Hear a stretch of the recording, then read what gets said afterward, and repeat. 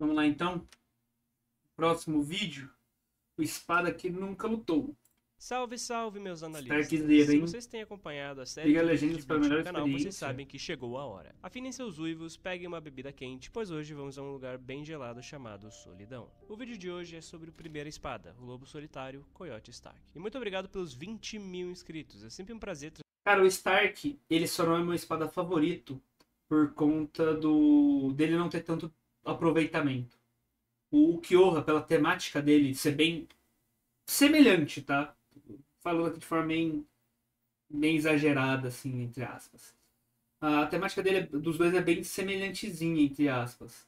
Aí o Kyo acaba ficando na frente porque tem mais envolvimento. Senão, o Stark claramente seria minha por espada aqui, favorita. ainda mais quando é sobre Bleach, porque atualmente eu tenho gostado É o meu muito de favorito. Bleach. Então, se puder já deixar o like, isso é mais que Completamente suficiente para ajudar o canal a aceitável. continuar crescendo com esse tipo de conteúdo. Agora, se você quiser ajudar mais, também temos a aba de membros do canal com preços a partir de um cafezinho. E muito obrigado a todos os membros que receberam esse vídeo antecipadamente, em especial o Vicente, o Nemo e a Dark MVs. Caso goste de leitura, meu livro está na descrição, vocês já sabem. E se vocês gostarem do vídeo, aproveita também para deixar lá uma avaliação na Amazon, pô, não custa nada. Show! Dito isso, bora pro vídeo. Coyote Stark. Muitos Battle Shonens têm o grupo, quase sempre composto só de vilões. Seja Akatsuki, Genei Ryodan, CP9, Luas Superiores e por aí vai. Em Bleach temos os espadas. E por que eu trago algo tão óbvio a essa altura do campeonato? Em todos esses grupos sempre tem uma discussão sobre quem é mais forte, né? Aquela baboseira de power scaling. E no caso de Bleach não é muito diferente. Mas em Bleach as águas são um pouco mais turvas. Para um grupo com um sistema de ranking... Cara, essas legendas, opções, cor do fundo, oh, cara, opacidade do fundo, 0. hierarquia Não tem tão como tirar? objetivo com números, Poxa, seria muito mais se não tivesse esse fundo aqui, hein? parece até uma tarefa simples ranquear eles de 1 a 10, ou de 0 a 9, mas ela é bem mais complicada do que parece e às vezes até mesmo longe da verdade. Stark é um dos mais populares, subutilizados, subestimados e não compreendido entre os espadas. Muito se esperava da primeira espada, ele era a maior promessa do cubo, uma promessa que não foi cumprida, especialmente depois de ver os 4 em ação e muitos tinham criado um hype enorme para ele. Logo a expectativa da revelação de que ele era o 1 veio de diversas maneiras, formas, tamanhos, cores e sabores. E essa expectativa não foi muito bem atingida. Novamente, isso não é algo tão simples. E aí entramos no problema com o ranking convencional dos espadas. Com a existência de Ukiyoha, sua segunda etapa, Yami, a sua suposta segunda etapa, e o ranking 0 que ele ganha com isso. O que cria muitas implicações que contradizem e complicam o entendimento de ranking inicialmente apresentado para nós leitores. E também um detalhe que é muito importante ressaltar é a famigerada pergunta: Stark estava lutando sério? Primeiro vou citar todas as apresentações do personagem e só então responderei a polêmica questão Stark criou alguém pra não ficar sozinho. É que lindo. os viciadinhos em power scaling adoram levantar. E eu aproveito também para entrar na questão mais simbólica do personagem para finalizar, fechou? Dito isso, vamos falar sobre o quão forte o Stark demonstrou ser e o quanto tecnicamente ele poderia ser. Seus feitos na obra, informações de databooks e qualquer informação relevante que nos ajude. Começando pelo arroz e feijão de Bleach, poder espiritual. Seu ranking de primeira Eu odeio Yami, essa merda de espada zero. Que isso, cara? Coitado do Yami, indica velho. que, em termos de volume, Dava pra ser a um pouquinho dele melhor é a maior. trabalhado. Mas como ele tava lá só pra ser um pilar pra atrapalhar o grupo principal, e ele foi descartado depois como um pilar que ele é, é foda. Não tem como Mas defender. esse sistema linear de números não é 100% confiável. Mas temos outros feitos para corroborar com isso, como por exemplo, não sei, o fato de Hollows morrerem só de entrarem em contato com ele pelas proximidades, sem eu mesmo sequer ter a intenção de matá-los, o que contribuiu com a solidão do Stark. E eu sei que essa informação às vezes acaba sendo usada de maneira hiperbólica, mas isso é para logo mais. O fato é que, mesmo dividindo sua alma em 2, o resultado continuava o mesmo. O número 1 permanecia o número 1. E sua ressurreição aparentemente ocorre ao se juntar novamente com Lilith. Assim, ele é capaz de usar Los Lobos para invocar uma alcateia de lobos feitos de chamas azuis, com cada lobo tendo um grande poder destrutivo. Não querendo cair no No Limits Fallacy, mas o limite dessa técnica é sim desconhecido, e com o Rose afirmando que eles pareciam ser ilimitados e ao mesmo tempo que também diziam que atacar eles era como atacar chamas, ou seja, além deles serem teleguiados, eles também eram praticamente intangíveis e quase infinitos. Indo para a velocidade, ele tem uns feitos de velocidade bem impressionantes, viu? Além do Databook afirmar que ele é um dos espadas mais rápidos, seu sonido também tem grandes distâncias, e esse provavelmente é seu feito mais mencionado. Obviamente eu me refiro à cena quando ele simplesmente aparece, pega Orihime, que está entre Ichigo e Kenpachi, fala uma paradinha, espera a reação dos dois, aí ele some, aparece na frente do Aizen com ela, e aí só depois o Ichigo e o Kenpachi terminam de desferir os seus ataques. E ele faz isso tudo casualmente, com a mão no bolso e pá, e em sua forma base. Cara, Só pelos meus muito cálculos foda, aqui, velho. esse feito ele cobriu aproximadamente a distância entre São Paulo e Santa Catarina. E não me perguntem como eu cheguei nisso. Também podemos citar quando ele, em sua Não, calma aí, caralho. Peraí.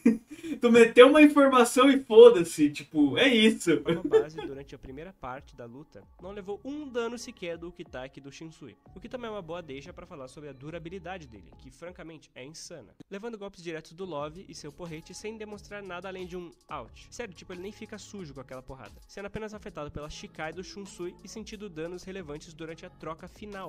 Vale lembrar que ele tomou um dano altamente potencializado, já que o Shunsui tinha preparado com base nas cores das roupas, etc. É, tem isso, E que né? tem toda uma dinâmica envolvida, que ele decifra toda aquela Shikai em pouquíssimo tempo, até a usando contra o próprio Shunsui. E com isso eu já emendo aqui para ressaltarmos o QI de batalha dele, porque no início da luta contra dois capitães, ele entende também como a Shikai do Ukitake funciona, usando apenas alguns golpes para testar a hipótese, e deduz até o detalhe dos talismãs entre uma espada e outra, e para que eles servem, surpreendendo ambos os capitães com sua capacidade analítica. Agora, sobre Caralho, o poder foda, velho. destrutivo... O poder destrutivo dele é imenso, mas de uma forma diferente da do Kyoha.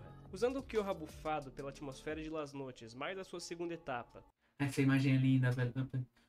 Peraí, é necessário comparar que isso é uma unidade de Los Lobos, que são inúmeros, sendo comparadas às lanças da Relâmpago, uma por por vez. exemplo, podemos ver um paralelo interessante se compararmos apenas um daqueles infinitos lobos do Stark. E tem até um monólogo em que ele fala que cada uma daquelas criaturas era tanto Stark quanto Lirinete, ou seja, cada lobo era composto de sua essência mais pura. Não eram lobos nerfados, mas ataques sérios de sua verdadeira energia espiritual original. E todos aqueles ataques, lobos e ceros, ele pode desferir em um curtíssimo espaço de tempo. E os ceros ele pode disparar até mesmo sem se mover, ou fazer aquela famosa pose, e que não vemos a sua capacidade total, já que ele nunca usou um Gran Rei Cero ou um Oscuras, por exemplo. Seus Ia ser limites legal, não são tá? definidos e sempre deixam Imagina ele disparando ser oscuro, que louco. margem para cima. Portanto, nada pode refutar que ele ainda poderia usar ataques combinados e ainda mais poderosos. Só imagina um Gran Reiceiro junto com uma metralheira, que assustador que seria. Bom, e agora eu Não acho nem que a gente pode pensando ir para a nisso, pergunta velho. mais aguardada do vídeo. O Stark é bucha?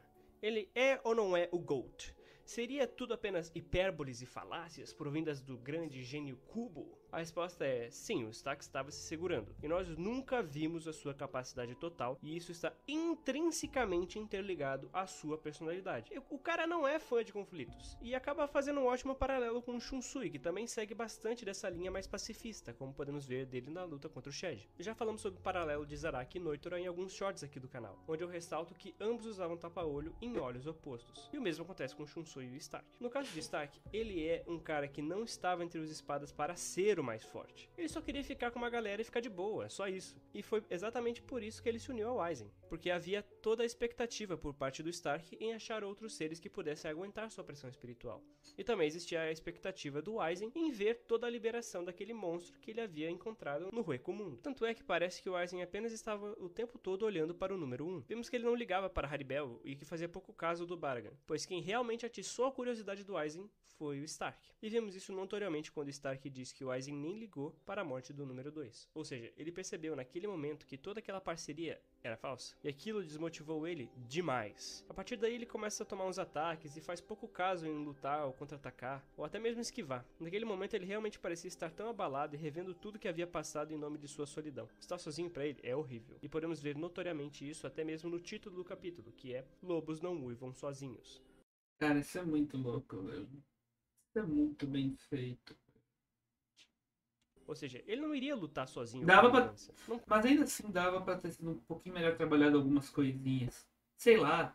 Podia ter dado um poema pra ele, pelo Tendo menos, por que coitado. vingar eles, ele queria todos vivos e não mortos. A simbologia do lobo solitário reflete muito bem toda a questão do Stark, em ser uma anomalia do rueco mundo, pois naturalmente lobos andam sempre em alcateia. Na natureza, um lobo sozinho morre, e esse é o conceito irônico do Stark. Ele é um lobo que sempre esteve à procura de sua alcateia. Afinal de contas, essa é a sua marca da morte, a solidão. Eu invejava os fracos, e se você é fraco, então você pode se reunir em um grupo tão grande quanto você quiser. Quero tornar-me fraco, e se isso não for possível, então eu pelo menos quero fazer amigos que são tão fortes quanto eu. Essa é toda a ideia por trás do Stark. Ele se nerfa o tempo todo para fazer parte de um grupo que é fraco. Sobre a palavra solidão, solos deriva da palavra É desolar, lobo que procura sua e o verbo alcateia. desolar, que se define como deixar só, despovoar, devastar, assolar, destruir, e que, olha só, também se aplica ao Stark. Ele vivia só, pois sua mera presença causava a morte dos outros ao seu redor. Despovoar, destruir e deixar só, com um olhar mais patológico sobre a coisa, e observando o comportamento do Stark, acho válido que essa visão seja como algo de se referir sobre o que ocorre no senso comum e uma associação entre solidão e depressão. Embora a solidão possa também associar-se à depressão como uma possibilidade de interpretação dos nossos sofrimentos. Mesmo agora que eu vomitei toda essa informação pra vocês, eu ainda acho que não dá pra ilustrar o tamanho da solidão que esse cara sentia. É agonizante, principalmente pra alguém com traços de personalidade mais propensos à melancolia do Stark. E toda essa solidão chegou ao ponto dele rasgar, cortar, ou até num termo menos forte, dividir seu próprio ser, sua alma, para ter uma companhia. Isso me lembra muito a lore dos Kindred, do League of Legends, e o conto do homem pálido com cabelos negros que se dividiu em dois com um machado, para que ele nunca estivesse sozinho. Que é basicamente a morte, sendo evitada e mal vista por todos, porque, bem, é a morte. E era isso que o Stark trazia para aqueles que queriam ser seus companheiros. E eu acho um paralelo bem legal esse conto, pela ênfase da pele pálida e cabelos negros juntando essas duas cores, temos o cinza do Stark. Além disso, tem umas correlações bem legais com seu ranking, que é o número 1. E sobre o número 1, sob um olhar um pouquinho mais ocidental, o número 1 geralmente é tratado como símbolo de união. Em algumas religiões monoteístas, o número 1 simboliza o universo, ou Deus em sua singularidade. E fica ainda mais interessante se adicionarmos a visão do pitagorismo, em que o número 1 não era nem considerado um número, porque números são plurais, e 1 é singular. Porém, eles consideravam o número 1 como uma fonte de todos os números, porque adicionando 1 você poderia criar um outro número. No sistema deles, números ímpares eram machos e números pares fêmeas. E o 1 não era bem um número, por ter esse aspecto de criação de outros números, e o Stark,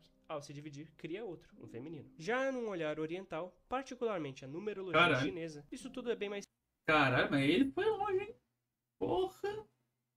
Bateu uma palminha aqui silenciosa. simples, mas também se aplica, porque pode simbolizar a solidão ou até mesmo estar solteiro, tendo até um dia dos solteiros, que é o 11 do 11. Mas brincadeiras à parte, Stark foi um Caralho! Oh, não, cara, oh, isso aqui é muita coincidência. Logo hoje, no dia que estamos.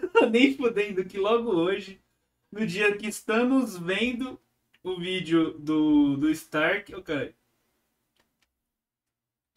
Logo hoje, que estamos vendo aí o vídeo do Stark, é 11 do 11. Ô, porra.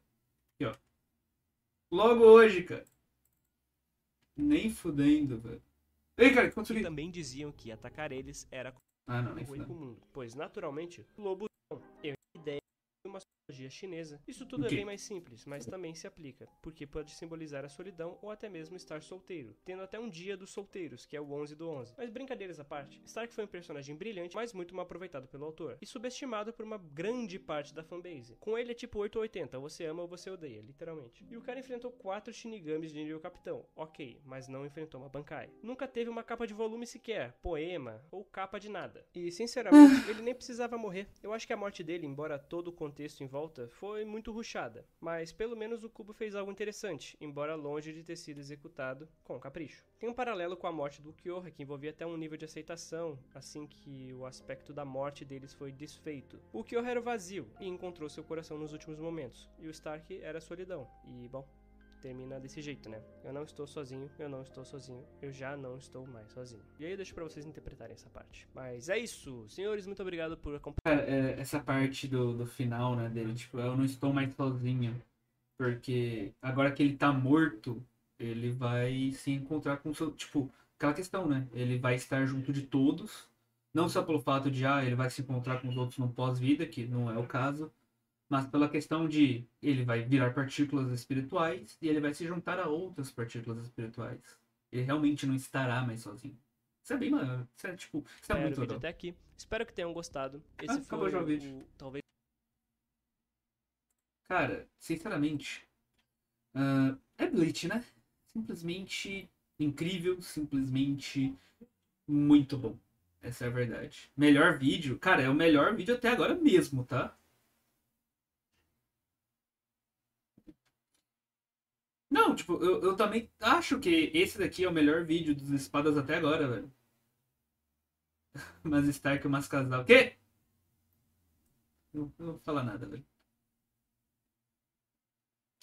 É isso, né? Espero que vocês tenham gostado. Não se esqueçam, o vídeo original tá aí na descrição.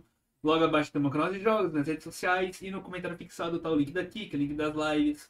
No Instagram, Twitter. Começou, eu aviso lá. É só acompanhar. Agora o Yami. Nossa, não. A gente não vai ver do Yami hoje, não, cara. Nem eu aguento isso, não. A gente precisa deixar o Yami para um dia preparado. Que a gente começa com o Yami e depois vê um monte de coisa boa para esquecer do Yami. Mas. De qualquer forma, vejo vocês no próximo vídeo. Não esqueça lá de, no vídeo original, se inscrever aqui nesse canal, dar um like, compartilhar esse vídeo aqui também, se possível. Agradeceria muito. De qualquer forma, é isso. Vejo vocês no próximo vídeo. Valeu, falou e